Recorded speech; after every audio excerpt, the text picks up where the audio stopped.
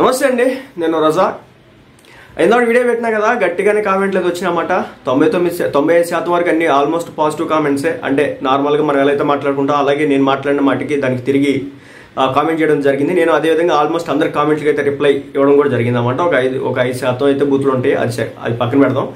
అయితే ఏంటంటే పవన్ కళ్యాణ్ గారి శైలి మారింది, ఒపీనియన్ మారింది అధికారంలోకి వచ్చిన తర్వాత. అది నాకైతే స్పష్టంగా అనిపించింది. కాబట్టే నేను ఇలా మాట్లాడాను. ఒకటి. రెండోది ఏంటంటే, ఇప్పుడు పవన్ కళ్యాణ్ గారు కష్టాల్లో ఉన్నప్పుడు, పవన్ కళ్యాణ్ గారు ఆపదలో ఉన్నప్పుడు, పవన్ కళ్యాణ్ గారు పార్టీ కోసం ఎవడు మాట్లాడినప్పుడు, పవన్ కళ్యాణ్ గారు లేదంటే ఆయన చేసినటువంటి మంచి పనుల గురించి జనంకి చెప్పే టైంలో రజాక్ మంచోడు అయినాడు. ఏదన్నా ఆయన నేను తిట్టినాను, ఈరోజు పవన్ కళ్యాణ్ గారు తిట్టినానా, దుర్భాషలు ఆడినానా, బూతులు మాట్లాడినానా? కానీ మీరు మాట్లాడుతున్నారు కదా, పాకిస్తాన్ బొమ్మ అంటున్నారు కదా. సో నాకు తెలియట్లేదు, అడుగుతున్నా.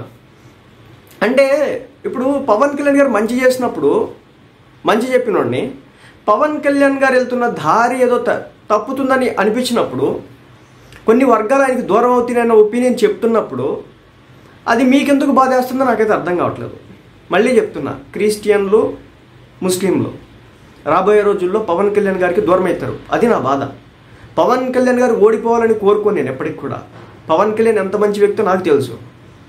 మీకు పవన్ కళ్యాణ్ 5-10 సంవత్సరాల నుంచి తెలుసు. నాకు నా చిన్నప్పటి నుంచి నేను పవన్ కళ్యాణ్ని చూసి పెరిగినవాడిని.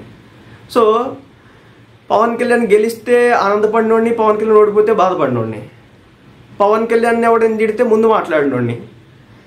కాబట్టి ఒకటైతే చెప్తా, నేను అంటే ఒక అభిమాని లేదా ఒక ఫాలోవరు తన నమ్మిన నాయకుడు తను వేరే రూట్లో వెళ్తున్నప్పుడు ఏదో తేడా జరుగుతుంది, ఎక్కడో చాలామంది దూరం అవ్వబోతున్నారు అనే ఒపీనియన్ అనిపించినప్పుడు, సో దాన్ని మాత్రం నేను చెప్పినా తప్ప నేను దుర్భాషలు ఆడినానా, పవన్ కళ్యాణ్ గారిని తిట్టినానా, వ్యక్తిగతంగా మాట్లాడినానా?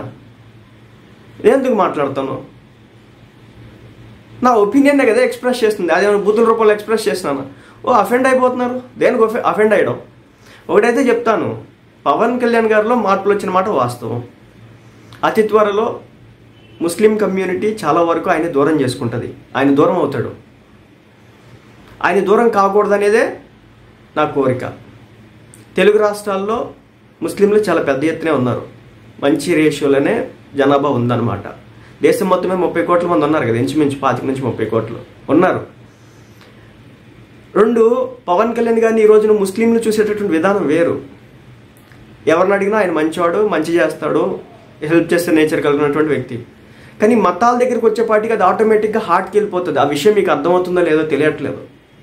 మతం అనే ఒక టాపిక్, ఒక రాజకీయం ఎంత దారుణంగా ఉంటుందంటే, బీజేపీ చేసుకుంది కదా, చేస్తుంది కదా, వర్కౌట్ అవుతుందా, లేదా ఓవైసీ చేస్తున్నాడు కదా, వర్కౌట్ అవుతుంది అంటే, అందుకే బీజేపీ పార్టీ ఒక మతానికే ఈ రోజున ప్రాతినిధ్యం వహిస్తున్నటువంటి తీరులో చూపించుకుంటుంది. ఇప్పుడు ఓవైసీ పార్టీ తెలంగాణలో హైదరాబాద్ ప్రాంతం తప్ప ఇంకెక్కడ ఉంది? అలా అవ్వకూడదు కదా జనసేన పార్టీ. అది కదా నా బాధ. సో అది చెప్తుంటే అమ్ముడు పోయామంట, పేటీఎం కార్యకర్త అంట, నిన్న మొన్నటి వరకు అమ్ముడు పోవడం, ఇప్పుడు అమ్ముడు పోతాడా? రేపు ఏమైనా ఎలక్షన్స్ ఉన్నాయా, లేదా ఒక వారంలో, ఒక నెలలో ఎలక్షన్స్ ఏమైనా ఉన్నాయా? ఇప్పుడు కనుక జనసేన పార్టీకి ఎదురు తిరిగేసి మాట్లాడితే ఆ పార్టీకి డ్యామేజ్ జరిగిద్ది, నష్టం జరిగిద్ది. లేదు మా సామాజిక వర్గం మొత్తాన్ని కూడా పవన్ కళ్యాణ్ ఓట్లు వేయొద్దని చెప్పేసి నేను ఏమన్నా అడిగినానా? పవన్ కళ్యాణ్ గారంటే ఈ రోజుకి ముస్లిం సమాజంలో ఒక మంచి ఒపీనియన్ ఉంది. మతం విషయంకి వచ్చేపాటికి ప్రతి ఒక్కరికి కూడా అది మనసుకి వెళ్తుంది. హిందువులకైనా, ముస్లింలకైనా, క్రైస్తవులకైనా మతం అనేది మనసుకి వెళ్ళిపోద్ది ఆటోమేటిక్గా. దయచేసి మతాల ప్రస్తావన 99% మాట్లాడకండి. ఏదైనా మతాలు చేయాలనుకుంటే కనుక ఇంటర్నల్గా వాళ్ళని పిలిపించుకొని మతానికి సంబంధించిన పెద్దలను పిలిపించుకుంటారా, ఏదే వాళ్ళని పిలిపించుకోండి. హిందువుల్లో, ముస్లింలో, క్రైస్తవులను పిలిపించుకోండి. దాన్ని బట్టి మూవ్ అవ్వాలి తప్ప పబ్లిక్ మీటింగ్లో పదే మతాల గురించి ప్రస్తావిస్తూ ఉంటే అది డ్యామేజ్ జరుగుతుంది అనేదే నా బాధ. అది మీకు అర్థం కాకపోతే నేనేం చేసేది? ఇప్పుడు పవన్ కళ్యాణ్ గారు ఏమన్నా మతాలను తిట్టినాడా అంటారు మీరు. పవన్ కళ్యాణ్ గారు మతాలను తిట్టట్లే, కానీ మతాల గురించే మాట్లాడుతున్నారు. మతం గురించి ఎంత మాట్లాడకపోతే అంత మంచిదన్నమాట. చంద్రబాబు నాయుడు గారు ఎప్పుడైనా మతం గురించి మాట్లాడడం చూసినారా? ఒకవేళ మత ప్రస్తావన తేవాలంటే ముస్లింలందరినీ కూడా ఒక చోట కూర్చోబెట్టి వాళ్ళతో మాట్లాడతారు, లేదా హిందువులతో అందరినీ కూర్చోబెట్టి వాళ్ళతో మాట్లాడతారు. మీకు సమస్యలు ఏందనేది అక్కడ దాకా ఉండాలా? మీరు చూడండి, జగన్మోహన్ రెడ్డి గారు నా ముస్లింలు, నా క్రైస్తవులు, నా హిందువులు, నా ఎస్సీలు, నా ఎస్టీలు, నా బీసీలు, నా మైనార్టీలు అంటాడు. ఎందుకంటాడు? అదేవిధంగా చంద్రబాబు నాయుడు గారు రిలీజియన్ విషయానికి వస్తే కనుక అదేవిధంగా మాట్లాడుతూ ఉంటాడు. ఎందుకు మాట్లాడతాడు? సో ఎంతవరకు మాట్లాడాలో అంత మాట్లాడాలి. ఒకవేళ రాజకీయం చేయాలనుకుంటే కనుక రాజకీయం చేసే గేమ్స్ వేరే ఉంటాయి. మనోడు రాజకీయం చేసి చచ్చేది లేదు మతాల మీద, కానీ మతాల ప్రస్తావన ఎక్కువైపోయింది ఈ రోజున. ఈ మతాల తీట ఎంత దాకూడదంటే చెప్తున్నా కదా, తిండికి లేకపోయినా కానీ మతం అనేది ఒకటి ఉంటుంది, కులం అనేది ఒకటి ఉంటుంది, వర్గం అనేది ఒకటి ఉంటుంది. తిండికి లేకపోయినా ఈరోజు చెప్తున్నారు కదా, బంగ్లాదేశ్లో ఉన్నటువంటి హిందువుల్ని ఊచకొతకు వస్తున్నారు, పాకిస్తాన్లో ఉన్నటువంటి హిందువుల్ని ఊచకొతకు వచ్చారు, వాళ్ళ రేషియో అక్కడ తగ్గిపోయిందంటే ఒక మాట చెప్తున్నాను, మన చుట్టూ హిందువులు చాలామంది ఉన్నారు కదా, తిండి లేక ఇబ్బంది పడుతున్నటువంటి వాళ్ళు ఎంతమంది ఉన్నారు, ఆర్థిక సమస్యలతో ఇబ్బంది పడుతున్న వాళ్ళు ఎంతమంది ఉన్నారు, కుటుంబ సమస్యలతో ఇబ్బంది పడుతున్న వారు ఎంతమంది ఉన్నారు. సరే వీళ్ళని కూడా నేను పక్కకు తీస్తా. తిండి లేక మన దేశంలో రోజుకి ఎన్ని వేల మంది హిందువులు చచ్చిపోతారు తెలుసా మీకు, ముస్లింలు చచ్చిపోతారు తెలుసా మీకు. మీరు ఎంతమందిని ఆదరిస్తున్నారు, ఎంతమందిని ఆదరిస్తున్నారు చెప్పగలుగుతారా? కానీ మనకు పాకిస్తాన్లో ఉన్నటువంటి హిందువుల మీద ప్రేమ ఉంటుంది, బంగ్లాదేశ్లో ఉన్నటువంటి హిందువుల మీద ప్రేమ ఉంటుంది, లేదంటే ఆఫ్ఘనిస్తాన్లో ఉన్నటువంటి హిందువుల మీద కూడా మనకి ప్రేమ ఉంటుంది అన్నమాట. కానీ తోటి చుట్టుపక్కల ఉన్నటువంటి హిందువుల మీద అంటే ప్రేమ ఉండదు మనకి. లేదంటే ముస్లింల విషయం కూడా అంతే, తోటి చుట్టుపక్కల ఉన్న ముస్లింలు అంటే మనకి ఇష్టం ఉండదు అన్నమాట. వాళ్ళు తక్కువ చేసి మాట్లాడితే చాలా సూపర్ అనమాట మనం. సో నేను చెప్పేది అదే, ముందు మన చుట్టుపక్కల మనం చేద్దాం. ఎక్కడి దాకా ఎందుకు, పెద్దనాన్న పిల్లలు, పిన్నమ్మ పిల్లలు, అత్త పిల్లలు ఉన్నారు అనుకుందాం, ఎక్కడి దాకా ఎందుకు. ఇప్పుడు మీ ఫ్యామిలీనే, ఫర్ ఎగ్జాంపుల్ మీ ఫ్యామిలీని తీసుకోండి, మీ పెద్దనాన్న పిల్లలు మీకంటే పైకి ఎదుగుతున్నారనే మనసులో చిక్కుమంటదా లేదా, లేదా మీ అత్త పిల్లలు, లేదా మీ ఇంటి చుట్టుపక్కల పిల్లలు ఎవడైనా పైకి ఎదుగుతున్నాడు, ఒక స్థాయికి వెళ్తున్నాడు, డబ్బు బాగా సంపాదించుకుంటున్నాడు అంటే మీ మనసులో ఏముంటుంది, ఎప్పుడు నాశనం కావాలా అని ఉంటుంది. అది మానవ హ్యూమన్ సైకాలజీ. అంటే మన ఇంటి చుట్టుపక్కల వాళ్ళు, మన చుట్టాలు, మన పెద్దనాన్న, మన పిల్లలు, వీళ్ళ విషయంలో, ఆస్తుల విషయంలో ఈ రోజున రోడ్డెక్కి కొట్టుకొని వస్తున్నాం కదా. మతాల గురించి పక్కన పెట్టండి, ఒకే కుటుంబంలో ఉన్నటువంటి వ్యక్తులే దారుణమైన స్టేజ్కి వెళ్ళిపోయినాం కదా. ఎక్కడో బంగ్లాదేశ్లో, ఎక్కడో పాకిస్తాన్లో, ఎక్కడో ఆఫ్ఘనిస్తాన్లో, ఎక్కడో జమ్మూ కాశ్మీర్ ఏదో జరిగితే ఇక్కడ రెచ్చగొడతారనమాట. సోషల్ మీడియాలో పోస్టులు బేసిక్గా అంట, నిన్న పోస్టు అసలు ఎంత దారుణమైన పోస్టులు అంటే ఏం చెప్తాం చూడండి. అస్సలకి ఆ ట్విట్టర్ ఓపెన్ చేస్తే, ఆ సోషల్ మీడియా ప్రొఫైల్స్ ఓపెన్ చేస్తే ఒక రకమైన దాడి కాదు అది. హోలీని కలర్స్ వాటర్స్తో ఎవడైనా జరుపుకుంటాడు, కానీ స్టోన్స్ అండ్ గ్రెనేడ్స్తో చేసుకునేవాడికి ఒక రేంజ్ ఉంటుందని చెప్పేసి ఇప్పుడు అందరూ రోజాలు ఉంటున్నారు.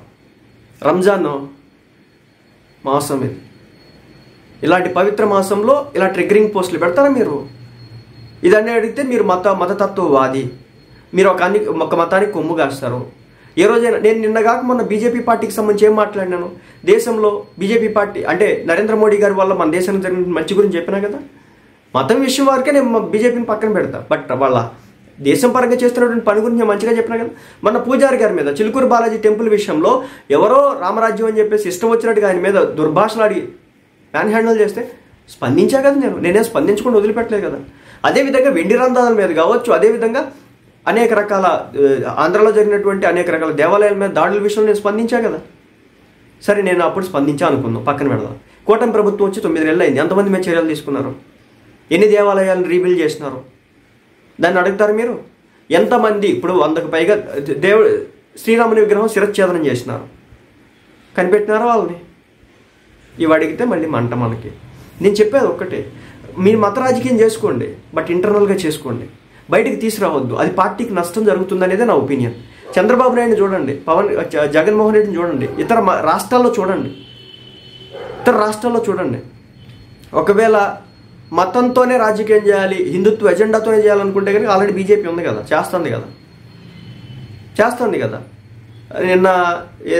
నిన్న హోలీ అంట, వెళ్తున్న మసీదుకి వెళ్తున్నటువంటి వాళ్ళ మీద ఈ పూలు అయ్యే కాయలే వేసినారంట, అదొక గొడవాడ. ఏం గొడవలు ఇవి, ఎంతకాలం చూడాలి? ఒకటి, నేను పవన్ కళ్యాణ్ గారు నాశనం చూసేటటువంటి వ్యక్తిని కాదు, ఊహ తెలియనటువంటి వయసు నుంచి అభిమాని నేను ఆయనకి. పవన్ కళ్యాణ్ గారి కోసం నేను పెట్టుకున్న గొడవలు ఎన్నో, ఇప్పటివరకు లెక్కపత్రం లేదు. అలాంటి వ్యక్తి, అలాంటి పార్టీకి ఎక్కడో తేడా జరుగుతుందని చెప్పేసి ఒక బాధ. ఇంకా అది మీ ఇష్టం, మీరు అలా తీసుకుంటే అలా తీసుకోండి.